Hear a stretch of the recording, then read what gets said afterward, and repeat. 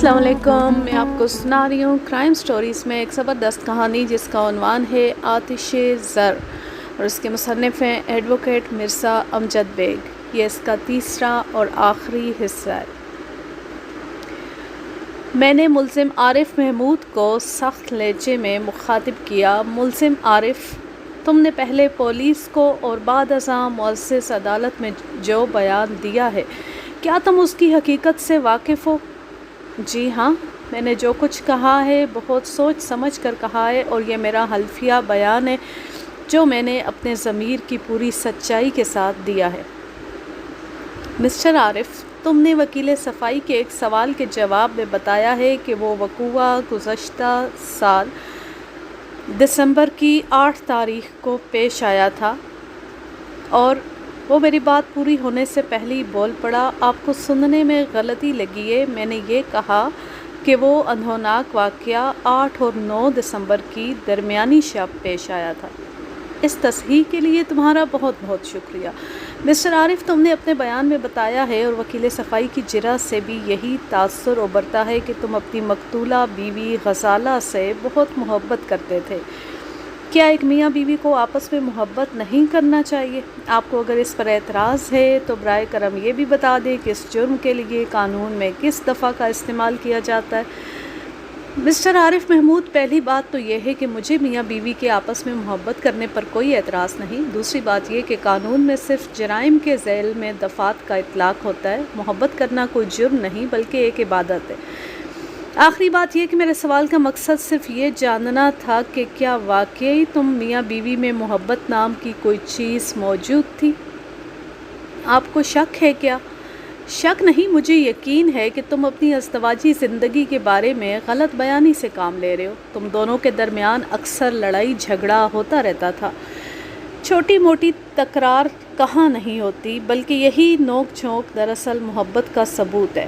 چھوٹی موٹی نوک جھونک کی بات اور ہے، مگر تم دونوں کے درمیان تو باقاعدہ تلخ کلامی بھی ہوتی رہی ہے جو تمہاری ازدواجی زندگی کی تلخی کو ظاہر کرتی ہے۔ ایسا کچھ نہیں تھا ہم دونوں کے بیچ۔ وہ ہتھے سے اکھڑ گیا۔ نہ صرف تم دونوں کی ازدواجی زندگی تلخ ہو چکی تھی، بلکہ تم نے کئی مرتبہ غزالہ پر ہاتھ بھی اٹھایا تھا۔ محبت کرنے والا شوہر اپنی بیوی کو زود و کوب نہیں کیا کرتا۔ وہ عجیب سے لہجے میں بولا، کیا آپ ہمارے بیڈ روم میں جھانکتے رہے؟ میں اس قسم کی جسارت کرنے کا تصور بھی نہیں کر سکتا، مگر میرے پاس ایسی شہادت موجود ہے جو معزز عدالت کے روبرو بتا سکتی ہے کہ غزالہ کے ساتھ تمہارا رویہ غیر انسانی تھا۔ تم اکثر و بیشتر اسے زود و کوب کیا کرتے تھے۔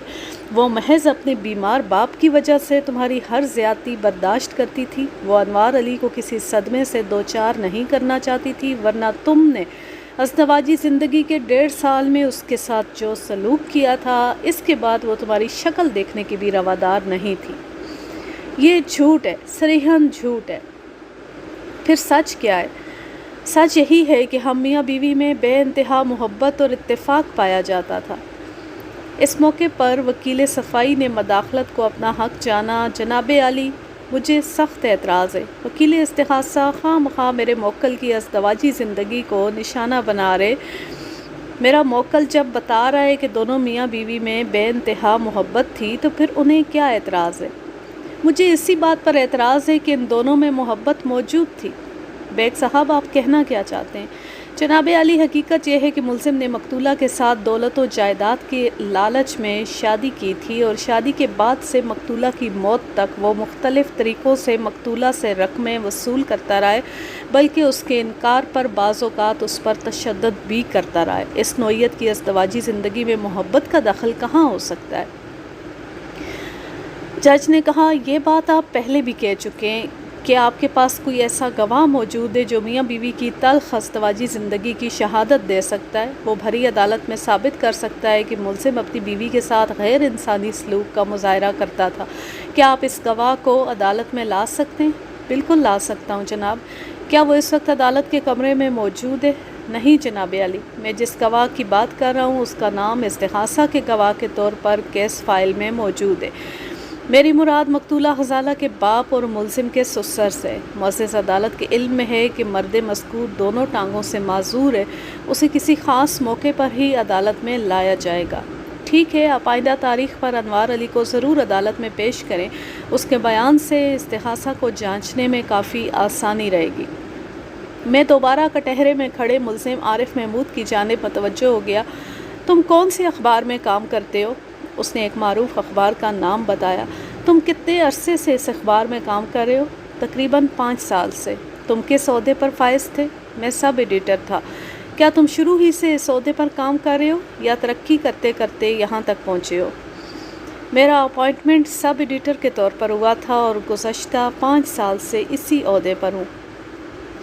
اس اخبار میں نوکری کرنے سے پہلے تم کہاں کام کرتے تھے؟ اس سے پہلے میں ایک ڈائجسٹ میں کام کرتا تھا۔ تم اس ڈائجسٹ میں بھی سب ایڈیٹر ہی تھے نا؟ میں نے دانستہ جملہ ادھورا چھوڑ دیا۔ میں مذکورہ ڈائجسٹ میں پروف ریڈنگ کرتا تھا۔ جب اخبار میں مجھے کام کرنے کا موقع ملا تو میں نے ڈائجسٹ کی نوکری ترک کر دی۔ میں مذکورہ ڈائجسٹ میں پروف ریڈنگ کرتا تھا۔ جب اخبار میں مجھے کام کرنے کا موقع ملا تو میں نے ڈائجسٹ کی نوکری ترک کر دی۔ مسٹر عارف، کیا یہ سچ ہے کہ غزالہ کا ضرورت رشتہ والا اشتہار تمہارے ہی اخبار میں شائع ہوا تھا؟ جی ہاں، یہ سچ ہے، بلکہ شائع ہونے سے پہلے ہی وہ اشتہار میری نظر میں آ چکا تھا۔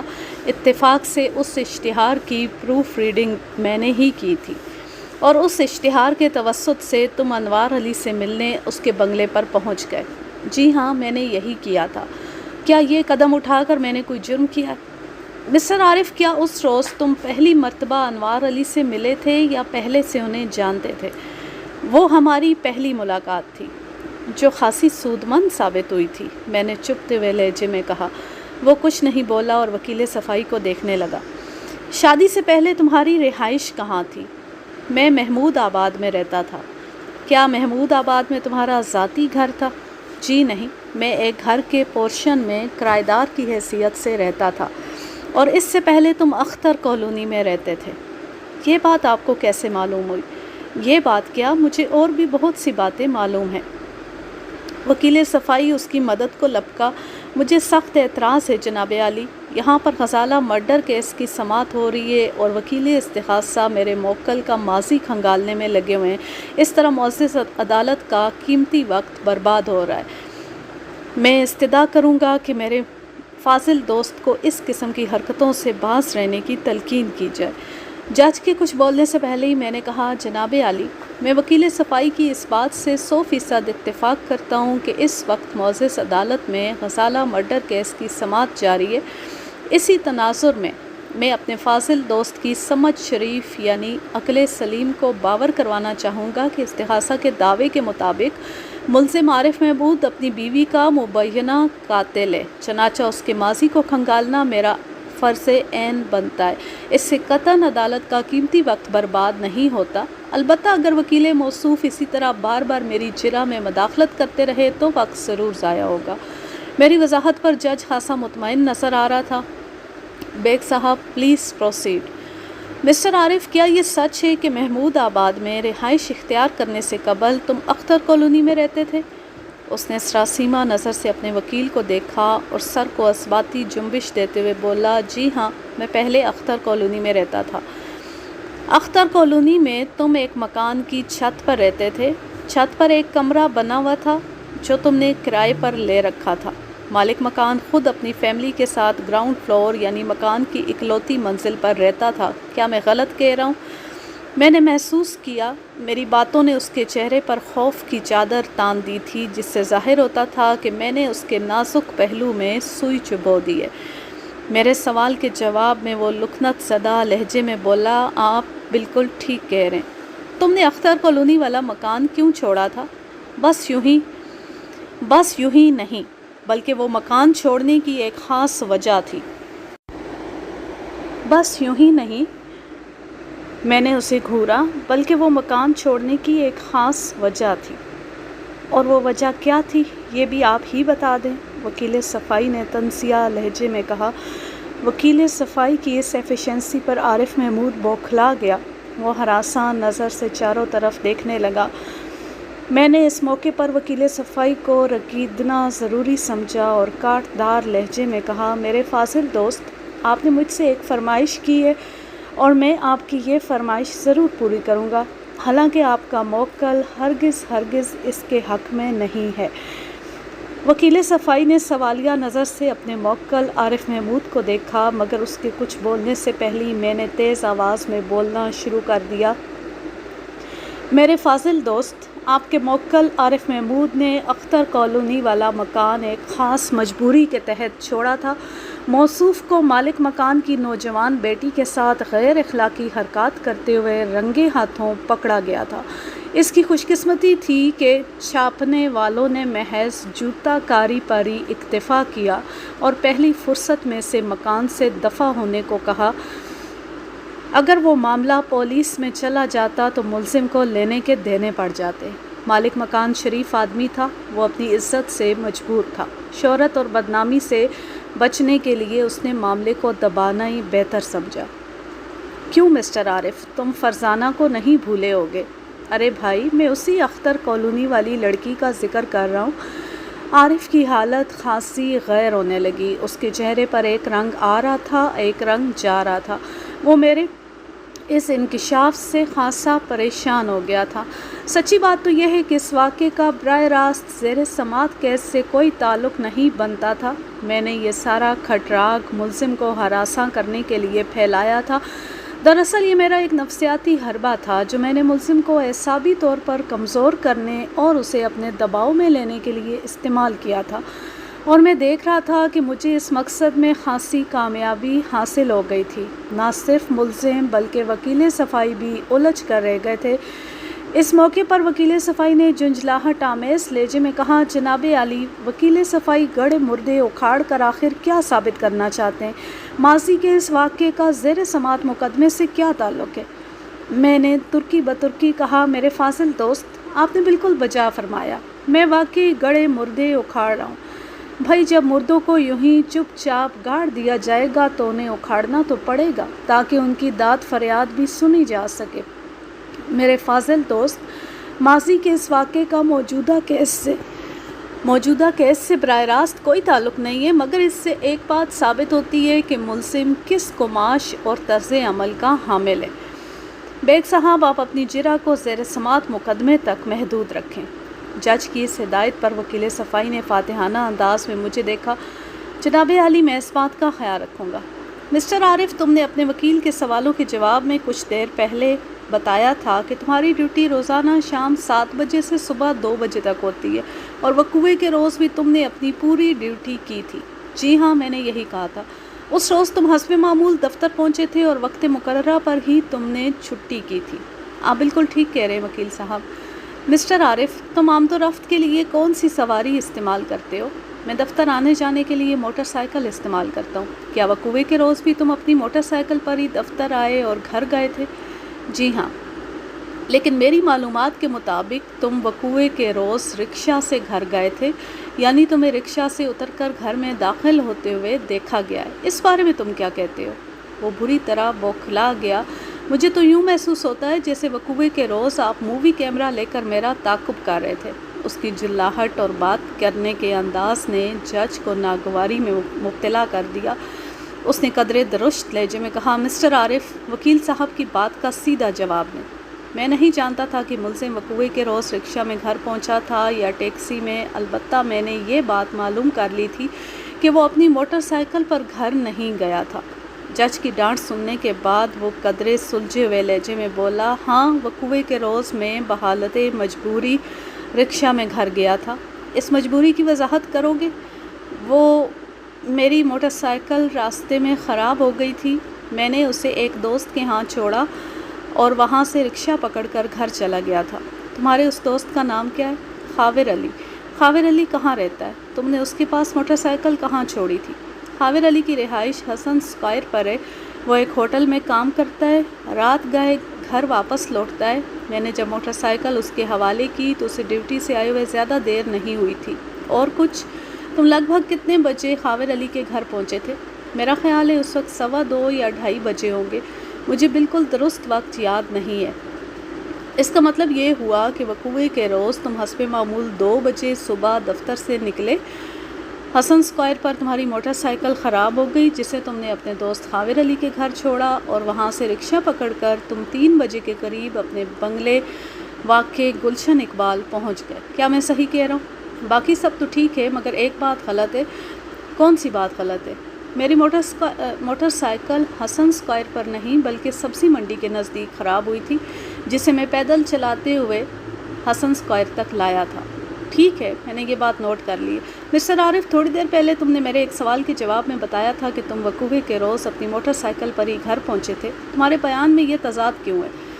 آپ تو بال کی کھال اتار رہے ہیں۔ میں نے یہ کہا تھا کہ میں وقوعے کے روز اپنی موٹر سائیکل پر ہی گھر سے آیا تھا اور موٹر سائیکل پر ہی واپس کیا تھا۔ اب مجھے کیا معلوم تھا کہ موٹر سائیکل راستے میں دغا دے جائے گی اور مجھے رکشہ پکڑ کر گھر جانا ہوگا۔ چلیں، آپ کی وضاحت کو میں تسلیم کر لیتا ہوں۔ مسٹر عارف، آپ نے اپنے وکیل کے ایک سوال کے جواب میں بتایا تھا کہ وقوعے کے روز ڈیوٹی کے دوران میں آپ تھوڑی دیر کے لیے دفتر سے باہر بھی گئے تھے۔ آپ دفتر سے باہر کیوں گئے تھے؟ آبجیکشن یور آنر، لگتا ہے وکیل استغاثہ کی یادداشت خاصی کمزور ہے، حالانکہ میرا موکل بڑے واضح الفاظ میں بتا چکا ہے کہ وہ چائے پینے دفتر سے باہر گیا تھا۔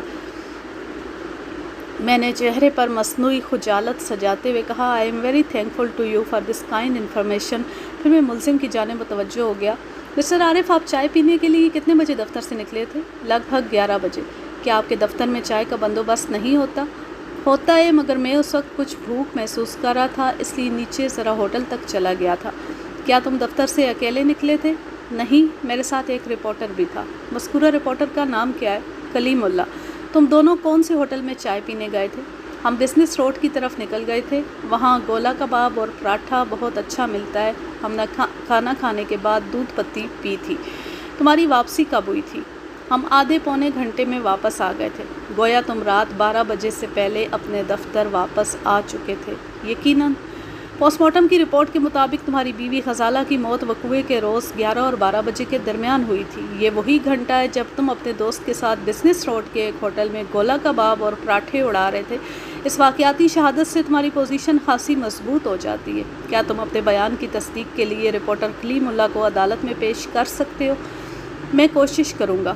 کوشش میں تمہارا بھی فائدہ ہے، تم سمجھو یا نہ سمجھو۔ انسان تو اپنی طرف سے کوشش ہی کر سکتا ہے، وہ عجیب سے لہجے میں بولا۔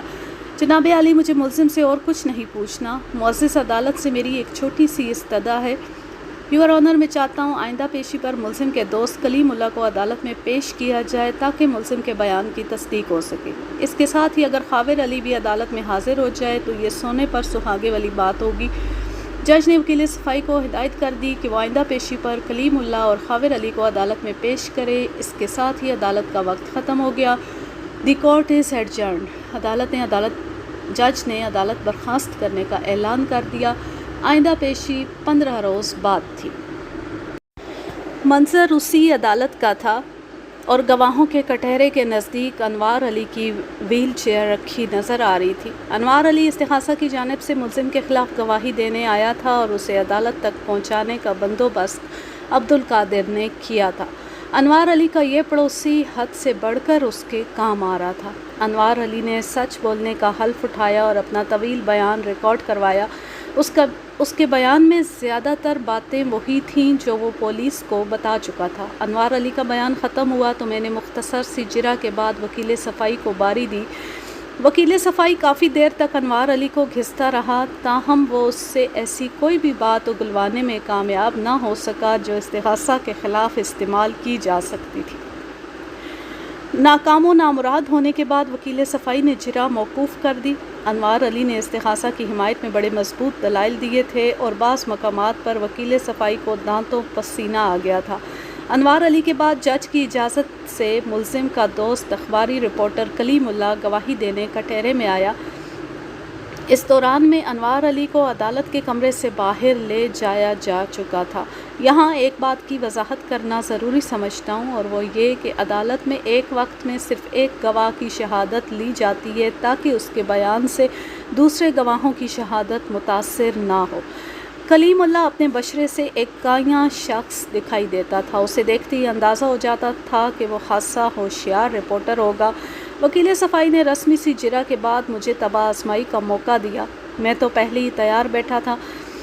میں نے گواہوں والے کٹہرے کے نزدیک آ کر کلیم اللہ سے سوال کیا، کلیم اللہ صاحب، آپ تھوڑی دیر پہلے حلفیہ طور پر یہ اقرار کر چکے ہیں کہ ہر صورت میں سچ بولیں گے، کیا میں آپ کے حلف کا یقین کر لوں؟ یقین نہ کرنے کی کوئی وجہ نہیں۔ ملزم آپ کا دوست اور کولیگ ہے۔ اگر آپ نے دروغ گوئی سے کام لیتے ہوئے اسے بچانے کی کوشش کی تو ایک طرف تو آپ اپنے حلف سے روگردانی کریں گے اور دوسری جانب میں آپ کو غلط بیانی کے نتیجے میں کسی مصیبت میں بھی پھنسا سکتا ہوں۔ وہ پورے اعتماد لہجے میں بولا، جب میں کسی بھی معاملے میں جھوٹ بولنے کا ارادہ نہیں رکھتا تو پھر مجھے پریشان ہونے کی کیا ضرورت ہے؟ کلیم صاحب، آپ ملزم عارف محمود کو کب سے جانتے ہیں؟ میں اس اخبار میں 1 سال سے ہوں۔ ہماری شناسائی کو بھی اتنا ہی عرصہ ہوا ہے۔ شناسائی کو یا دوستی کو؟ آپ کچھ بھی سمجھے، دونوں باتوں میں بہت فرق ہے کلیم صاحب، اس لیے آپ کو وضاحت کرنا ہوگی۔ وہ چند لمحے سوچنے کے بعد بولا، آپ ہمارے تعلقات کو شناسائی کا نام دیں تو زیادہ مناسب ہوگا، کیونکہ دوستی خاصا گہرا تعلق ہے۔ میرا خیال ہے دوستیاں پالنا ایک مشکل اور کٹھن کام ہے، کم از کم میرے جیسا مصروف اور متلون مزاج شخص تو اس کا متحمل نہیں ہو سکتا۔ حالانکہ ملزم تو آپ کو اپنا دوست گردانتا ہے۔ میں اس سلسلے میں کیا کہہ سکتا ہوں؟ یہ تو عارف محمود کی بڑائی ہے کہ وہ مجھے اپنا دوست سمجھتا ہے۔ کلیم اللہ صاحب، کیا آپ جانتے ہیں کہ آج آپ کو یہاں کیوں بلایا گیا ہے؟ شاید عارف کے کسی بیان کی تصدیق کے لیے۔ ہاں، ملزم کا کہنا ہے کہ وہ وقوعے کی رات 11 سے 12 بجے تک آپ کے ساتھ تھا۔ اس رات میں نے عارف کے ساتھ کچھ وقت تو گزارا تھا۔ ہم کھانا کھانے بزنس روڈ گئے تھے۔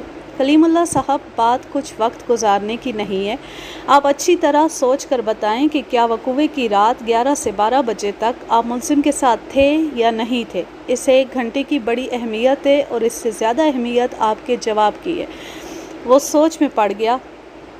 میرا خیال ہے آپ کے بتائے ہوئے وقت سے کچھ زیادہ ٹائم تھا۔ آپ کہنا کیا چاہتے ہیں؟ مجھے اچھی طرح یاد ہے، وقوعے کی رات میں ذرا تاخیر سے دفتر پہنچا تھا۔ مجھے ایک مقامی تقریب کی کوریج کرنا تھی جہاں ایک معروف سیاستدان بھی مدعو تھے۔ میں اس تقریب سے فارغ ہونے کے بعد دفتر پہنچا تھا۔ آپ کتنے بجے دفتر پہنچے تھے؟ لگ بھگ 12 بجے یا کم از کم 11:45 بجے ہوں گے اس وقت، اور اس کے بعد ہی آپ ملزم کے ساتھ کھانا کھانے بزنس روڈ گئے تھے۔ ظاہر ہے اس سے پہلے میں کس طرح جا سکتا تھا؟ آپ دفتر پہنچنے کے کتنی دیر بعد ملزم کے ساتھ باہر نکلے تھے؟ کم از کم 1 گھنٹے بعد، یعنی 12:45 یا 1 بجے تک۔ جی ہاں، کم و بیش یہی وقت تھا۔ آپ کی واپسی کب تک ہوئی تھی؟ یعنی آپ نے بزنس روڈ کے ہوٹل میں کتنا وقت گزارا تھا؟ ہم لگ بھگ 1:30 بجے واپس آئے تھے۔ آپ نے بزنس روڈ کے مذکورہ ہوٹل میں کیا کھایا تھا؟ گولا کباب اور پراٹھے، اور اس کے بعد دودھ پتی پی تھی؟ جی ہاں، دودھ پتی پی تھی۔ کلیم اللہ صاحب، تھوڑی دیر پہلے آپ نے بتایا کہ وقوعے کے روز دفتر آنے سے قبل آپ کسی سیاسی تقریب میں موجود تھے۔ کیا اس تقریب میں کھانے کا انتظام بھی تھا؟ باقاعدہ کھانا تو نہیں تھا، البتہ لائٹ ریفریشمنٹ کا بندوبست ضرور تھا۔ اسی لیے میں عارف کے ساتھ کھانا کھانے بزنس روڈ چلا بھی گیا تھا، ورنہ کھانے پہ کھانا کھانے کی کوئی تک نہیں بنتی۔ ان معلومات کی فراہمی کا شکریہ کلیم صاحب۔ میں ایک مرتبہ پھر چند سوالات دہراتا ہوں، آپ ہاں یا نہ میں جواب دیں، اس کے بعد آپ کو فارغ کر دیا جائے گا۔ جی پوچھیں، آپ کیا پوچھنا چاہتے ہیں؟ وقوعے کی رات یعنی گزشتہ دسمبر کی 8 اور 9 تاریخ کی درمیانی شب آپ لگ بھگ 12 بجے دفتر پہنچے تھے؟ اس نے ہاں میں جواب دیا۔ آپ اپنے کولیگ اور اس مقدمے کے ملزم عارف محمود کے ساتھ کھانا کھانے کے لیے کم و بیش 12:45 بجے بزنس روڈ کے ایک ہوٹل میں گئے تھے، جہاں آپ نے گولا کباب کے ساتھ گرما گرم پراٹھے اڑائے تھے اور بعد ازاں دودھ پتی بھی پی؟ جی ہاں۔ کلیم صاحب، اپنے بیان کے مطابق آپ وقوعے کی رات 1:30 بجے بزنس روڈ سے واپس آئے، کیا میں درست کہہ رہا ہوں؟ جی ہاں، آپ بالکل درست کہہ رہے ہیں۔ ہم اس روز جب دفتر واپس آئے تو دیوار گیر کلاک پر 1:40 کا وقت نظر آ رہا تھا۔ بزنس روڈ سے ہم 7-8 منٹ میں دفتر آ سکتے ہیں۔ میں نے ایک طویل سانس خارج کی اور جج کی جانب مڑتے ہوئے کہا، جناب عالی، یہاں بہت سی اہم باتیں نوٹ کرنے کی متقاضی ہیں۔ ملزم کے بیان کے مطابق وقوع کی رات وہ اور اس کا دوست رپورٹر کلیم اللہ 11 بجے رات کھانا کھانے بزنس روڈ گئے تھے، جبکہ گواہ کلیم کا دعویٰ ہے کہ وہ 11:15 یا 12 بجے تو دفتر پہنچا تھا اور لگ بھگ 1:15 بجے وہ کھانا کھانے دفتر سے نکلے تھے، یعنی دونوں کے بیان میں 1 گھنٹے کا فرق موجود ہے۔ یہ فرق بعد کے اوقات میں بھی نظر آتا ہے۔ ملزم نے بتایا ہے کہ ان کی واپسی 11:30 یا 11:45 بجے تک ہوئی تھی۔ ملزم کے مطابق انہوں نے آدھا یا پونا گھنٹہ ہوٹل میں گزارا تھا۔ گواہ اور ملزم کے بیان کا یہ تضاد خالی ذلت نہیں ہو سکتا۔ ایسی صورت میں جبکہ گواہ کے پاس اپنے بیان کی تصدیق کا جواز بھی موجود ہے، یعنی سیاسی تقریب میں شرکت، اس سیاق و سباق کی روشنی میں کہا جا سکتا ہے کہ ملزم کا بیان مبنی بر دروغ ہے۔ جج میرے انکشاف پر گہری سوچ میں ڈوب گیا۔ چند لمحات کے بعد اس نے براہ راست ملزم عارف محمود سے سوال کیا، مسٹر عارف، تم اس سلسلے میں کیا کہتے ہو؟ میں کیا کہہ سکتا ہوں جناب، میں نے جو وقت بتایا تھا میرے خیال میں وہی درست تھا۔ ممکن ہے میری گھڑی غلط ہو، تمہاری گھڑی غلط ہو سکتی ہے، مگر دنیا بھر کی گھڑیاں غلط نہیں ہو سکتی۔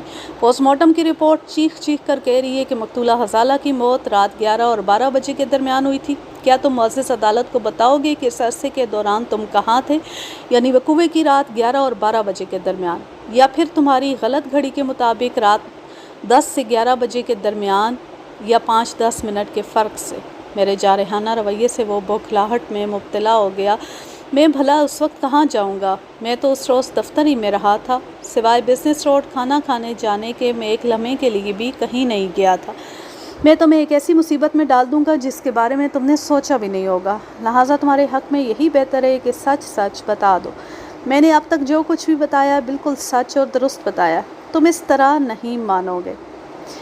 یور آنر، یہ کتنی عجیب اور حیرت انگیز بلکہ مضحکہ خیز بات ہے کہ وقوع کی رات ملزم اپنی گھڑی کے مطابق ٹھیک وقت پر دفتر پہنچتا ہے، ٹھیک وقت پر چھٹی کر کے گھر کی جانب روانہ ہوتا ہے اور ٹھیک وقت پر وہ گھر پہنچتا ہے۔ ٹھیک وقت سے میری مراد یہ ہے کہ اس کی گھڑی دوسری تمام گھڑیوں کے مطابق وقت بتاتی ہے، لیکن یور آنر، جس دوران میں ملزم رپورٹر کلیم اللہ کے ساتھ کھانا کھانے بزنس روڈ جاتا ہے، اس وقفے میں اس کی گھڑی غلط ہو جاتی ہے۔ کیسی تعجب کی بات ہے یہ! جج نے غضبناک نظر سے ملزم کو گھورا۔ یہ کیا معمہ ہے مسٹر عارف؟ سر، میری سمجھ میں خود کچھ نہیں آ رہا، وہ نحیف سی آواز میں منمنایا۔ تمہاری سمجھ میں سب کچھ آ جائے گا مسٹر عارف۔ اس دوران میں گواہ کلیم اللہ کو عدالت کے کمرے سے جانے کی اجازت دے دی گئی تھی۔ میں نے وکیل صفائی کی جانب دیکھتے ہوئے کہا، میرے فاضل دوست، کیا آپ مسٹر خاور علی کو بھی عدالت میں لانے میں سرخرو ہو چکے ہیں؟ میں نے لفظ سرخرو پر زور دیا تھا کیونکہ میں بخوبی جانتا تھا کہ وہ خاور کو نہ لایا تھا اور نہ ہی لانے کا ارادہ رکھتا تھا۔ جناب علی، خاور علی فی الحال دستیاب نہیں ہے، وہ شہر سے باہر گیا ہوا ہے۔ وہ جیسے ہی واپس آئے گا اسے عدالت میں پیش کر دیا جائے گا۔ وہ صریحاً جھوٹ بول رہا تھا۔ خاور علی کراچی ہی میں موجود تھا۔ وہ خاور کو عدالت میں پیش کر کے اپنے جھوٹ کا پول نہیں کھلوانا چاہتا تھا کیونکہ موٹر سائیکل کی خرابی کے سلسلے میں اس نے متعدد غلط بیانیاں کی تھی۔ میں نے اپنے ذرائع سے معلوم کر لیا تھا، بلکہ عبدالقادر کے توسط سے میری خاور سے ایک ملاقات بھی ہو چکی تھی۔ وہ پوری طرح میری مٹھی میں تھا۔ مسٹر عارف، ذرا سوچ سمجھ کر میرے سوال کا جواب دینا۔ وہ الجھی ہوئی نظر سے مجھے دیکھنے لگا، انداز ایسا تھا جیسے کہہ رہا ہو، خدا جانے اب کون سی مصیبت آنے والی ہے۔ مسٹر عارف، وقوع کی رات تم 11 اور 12 بجے کے درمیان کہاں تھے؟ ظاہر ہے میں اپنے دفتر میں تھا اور کام میں مصروف تھا۔ میں نے وقت درست گھڑیوں کے مطابق بیان کیا ہے۔ تمہاری غلط گھڑی کے مطابق تو اس وقت کو 10 اور 11 کہا جا سکتا ہے۔ وہ کھسیانہ ہو گیا اور ڈھٹائی سے بولا، وقت غلط گھڑی کا ہو یا درست گھڑی کا، اس سے کوئی فرق نہیں پڑتا، میں ہر صورت میں اپنے دفتر میں موجود تھا۔ تم غلط بیانی سے کام لے رہے ہو۔ تم رات 11 اور 12 بجے کے درمیان اپنے دفتر میں نہیں تھے۔ اگر میں دفتر میں نہیں تھا تو پھر کہاں تھا؟ اس موقع پر وکیل صفائی نے اپنی فیس حلال کرنے کی کوشش کرتے ہوئے مداخلت کی۔ مجھے سخت اعتراض ہے جناب عالی، وکیل استغاثہ خواہ مخواہ میرے موکل کو ہراساں کرنے کی کوشش کر رہے ہیں۔ جب عارف محمود نے کہہ دیا کہ وہ دفتر ہی میں تھا تو پھر اس کی بات پر یقین نہ کرنے کا کیا جواز ہے؟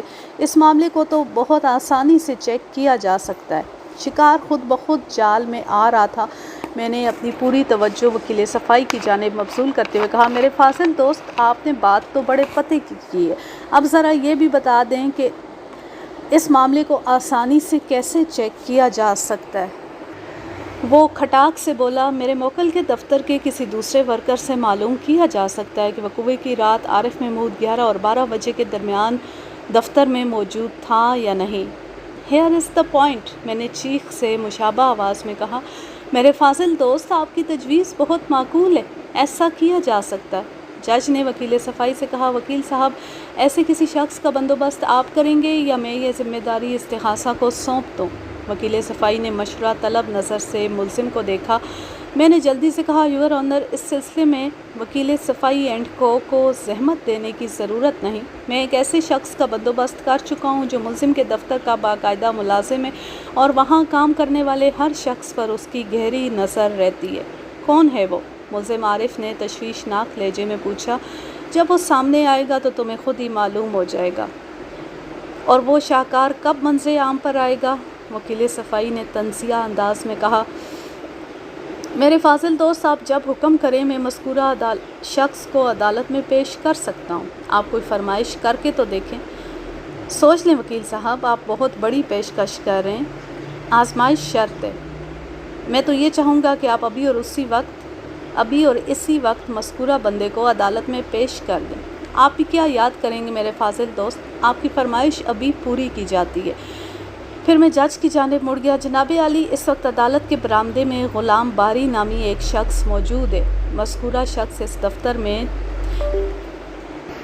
چپڑاسی کے طور پر کام کرتا ہے جہاں ملزم سب ایڈیٹر کی حیثیت سے ملازم ہے۔ میرا خیال ہے اگر معزز عدالت کی اجازت ہو تو غلام باری کو اندر بلایا جا سکتا ہے۔ میری بات ختم ہوئی تو جج نے تعریفی نظر سے مجھے دیکھا۔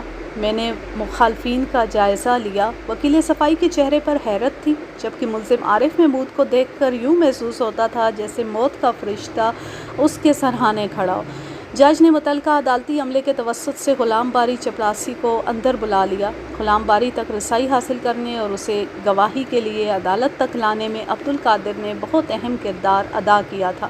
علاوہ ازیں خاور علی کے پیچھے بھی ساری محنت عبدالقادر ہی کی تھی۔ میں سوچ رہا تھا اگر اس موقع پر انوار علی کا کوئی سگا بھائی بھی ہوتا تو شاید اتنی شد و مت سے اس کارکردگی کا مظاہرہ نہ کرتا۔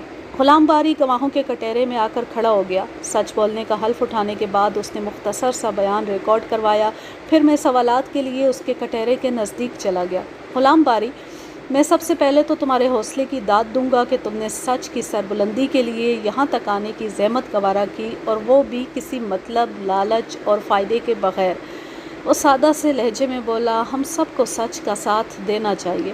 تمہیں وہ دن تو اچھی طرح یاد ہے جب مبینہ طور پر ملزم عارف محمود کے گھر ڈاکہ پڑا تھا اور ڈاکو جاتے جاتے اس کی بیوی غزالہ کو موت کے گھاٹ اتار گئے تھے؟ جی ہاں، مجھے اچھی طرح یاد ہے۔ وہ 8 اور 9 دسمبر کی درمیانی رات تھی۔ اس رات اچھی خاصی ٹھنڈ تھی۔ ویری گڈ، تمہاری یادداشت بہت اچھی ہے۔ اب ذرا میرے ایک اور سوال کا جواب بھی دو۔ ملزم عارف محمود کا دعویٰ ہے کہ وہ مذکورہ رات 11 اور 12 بجے کے درمیان دفتر ہی میں موجود تھا۔ تم زیادہ تر وقت دفتر ہی میں گزارتے ہو کیونکہ بیرون خانہ کام کے لیے ایک دوسرا چپڑاسی موجود ہے۔ ذرا سوچ کر بتاؤ کہ ملزم کا دعویٰ کس حد تک درست ہے؟ اس نے استجابیہ نظر سے کٹہرے میں کھڑے ملزم عارف محمود کی طرف دیکھا۔ کیا عارف محمود نے ایسا دعویٰ کیا ہے؟ ہاں، اس کا موقف یہی ہے۔ میں آپ کو بتاتا ہوں کہ عارف صاحب کی بات درست نہیں ہے۔ مجھے اچھی طرح یاد ہے اس روز چیف ایڈیٹر صاحب نہیں آئے تھے اور عارف صاحب نے ایڈیٹر صاحب سے 2 گھنٹے کی چھٹی لی تھی، پھر وہ دفتر سے کہیں چلے گئے تھے۔ 2 گھنٹے کی چھٹی سے تمہاری کیا مراد ہے؟ وہ دفتر سے 10:30 بجے نکلے تھے اور 12:30 تک واپس آنے کا کہا تھا، مگر وہ 1.5 گھنٹے بعد ہی یعنی لگ بھگ 12 بجے واپس آ گئے تھے۔ یعنی تم یہ کہنا چاہتے ہو کہ وہ 10:30 سے رات 12 بجے تک دفتر میں موجود نہیں تھا؟ جی ہاں، میں بالکل یہی کہہ رہا ہوں۔ وہ اس عرصے کے دوران میں کہاں گئے تھے؟ یہ تو مجھے معلوم نہیں۔ خیر، اس کی ضرورت بھی نہیں۔ جناب عالی، موکل کے جھوٹ کی کلائی کھل چکی ہے۔ وہ اس خطرناک گھنٹے یعنی 11 سے 12 بجے تک دفتر میں موجود نہیں تھا، حالانکہ اس کا دعویٰ یہی ہے۔ مزید تصدیق کے لیے ایڈیٹر صاحب کو عدالت کے کمرے تک لایا جا سکتا ہے۔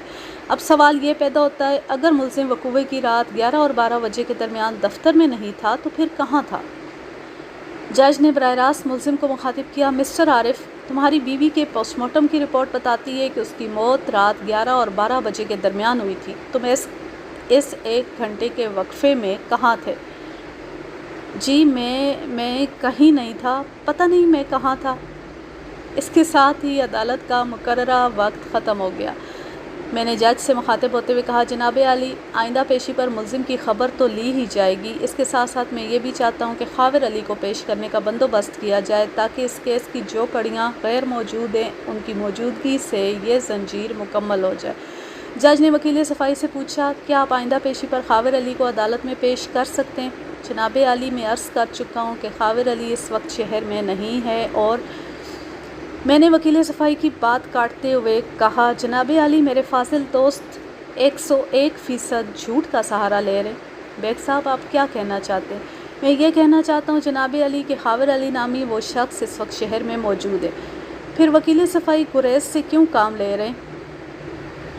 یہ تو میرے فاضل دوست ہی بتائیں گے۔ جج نے سوالیہ نظر سے وکیل صفائی کو دیکھا، وہ شکستہ لہجے میں بولا، جناب علی، وکیل استغاثہ خواہ مخواہ میری نیت پر شک کر رہے ہیں۔ اگر ان کا دعویٰ ہے کہ خاور علی کراچی میں موجود ہے تو وہ اسے خود عدالت میں پیش کیوں نہیں کر دیتے؟ اس مرتبہ جج نے مجھے دیکھا، میں نے کہا، یور آنر، اگر آپ کی اجازت ہو تو میں اس سلسلے میں کوشش کر سکتا ہوں۔ نہیں، ملزم عارف محمود احتجاجی لہجے میں چیخا، خاور علی کو یہاں لانے کی کوئی ضرورت نہیں، وہ اس معاملے میں نہیں پڑے گا۔ کیوں نہیں پڑے گا وہ اس معاملے میں؟ ملزم تھر تھراتی ہوئی آواز میں بولا، وہ اس سلسلے میں کچھ نہیں جانتا۔ واہ بھائی واہ، پہلے تم نے بتایا کہ وقوع کی رات سبزی منڈی کے قریب تمہاری موٹر سائیکل خراب ہو گئی تھی اور تم اسے دھکیلتے ہوئے لگ بھگ 2:30 بجے رات خاور کے گھر لے گئے تھے، جہاں سے تم رکشہ پکڑ کر اپنے گھر پہنچے تھے، اور اب کہہ رہے ہو کہ خاور علی اس معاملے سے ناواقف ہے۔ یہ کون سا پینترا بدلا ہے تم نے مسٹر عارف محمود؟ جج نے نفرت آمیز نظر سے ملزم کو گھورا اور پوچھا، تم نے پہلے جھوٹ بولا تھا یا اب غلط بیانی سے کام لے رہے ہو؟ پانی، میری جان نکل رہی ہے، مجھے پانی پلائیں۔ ملزم کٹہرے کی ریلنگ تھامتے ہوئے بولا۔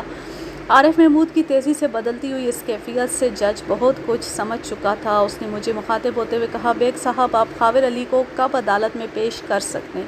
جب آپ کا حکم ہو جناب عالی۔ جج نے ٹیبل کیلنڈر پر ایک نگاہ ڈالی اور 4 روز بعد کی تاریخ دے کر عدالت برخاست کر دی۔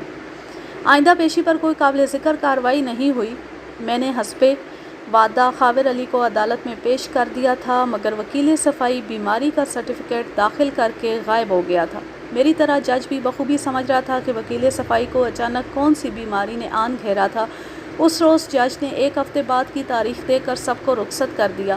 اگلی پیشی پر خاور علی کا تفصیلی بیان ہوا، جس میں اس نے بتایا کہ وقوع کی رات ملزم عارف محمود لگ بھگ 11 بجے اس کے ہوٹل پر پہنچا تھا۔ ملزم نے اسے بتایا کہ اس کی موٹر سائیکل میں کوئی نقص واقع ہو گیا ہے جسے وہ صبح تک اس کے ہوٹل پر کھڑی کرنا چاہتا ہے۔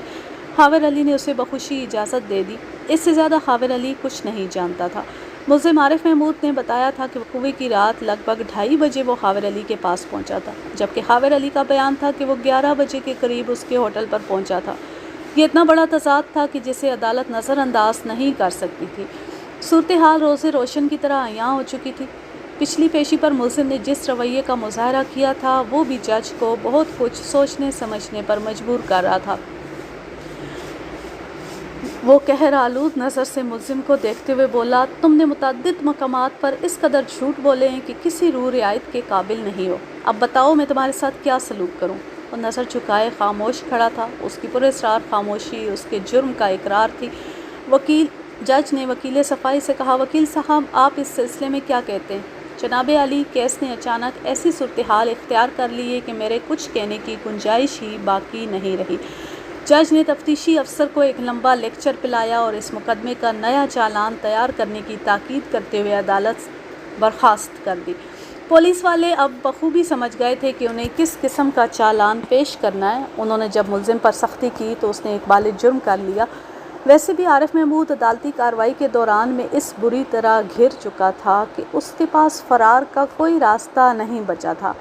وہ اپنے جرم کا اقرار کرنے کے سوا کچھ نہیں کر سکتا تھا۔ پھر اس مرتبہ اس کے انکار پر پولیس والے اس کے ساتھ جو سلوک کرتے وہ اس اذیت ناک مرحلے سے بھی آگاہ تھا، لہٰذا اس نے شرافت سے ایک بالغ جرم کر لیا۔